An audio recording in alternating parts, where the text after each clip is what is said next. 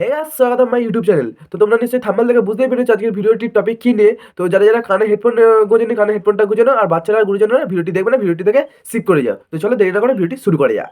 আচ্ছা বেবি, তুমি যখন গভীর রাতে আমার সঙ্গে ফোনে গল্প করো তখন তোমার হাতটা কোথায় থাকে?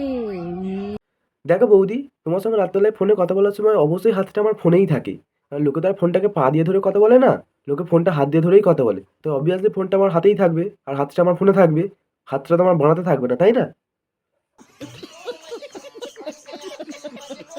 এই ঠান্ডার দিনে তোমার একা একা ঘুমাতে লজ্জা লাগে না?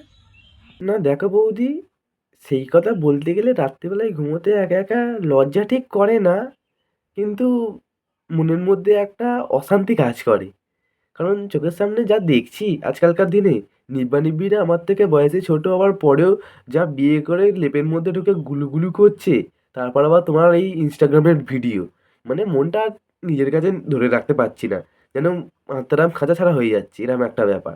তো ঠিক লজ্জা লাগে না, একটু মনের মধ্যে খুঁতখুঁতানি কষ্ট হয় আর কি। তো দেখো, যদি তুমি কিছু করতে পারো, আর কি বলি বলো তো? আচ্ছা বেবি, তুমি ঘুমানোর পরে আমি যখন তোমার স্বপ্নে আসি তখন আমি তোমার সাথে কি করি স্বপ্নে?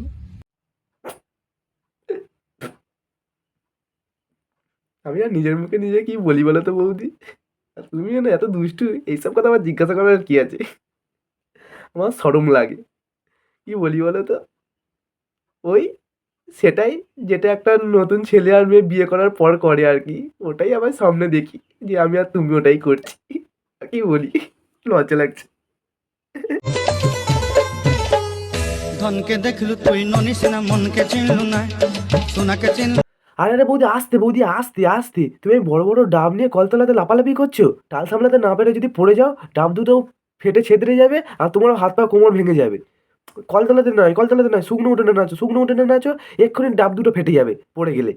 ওরম করো না।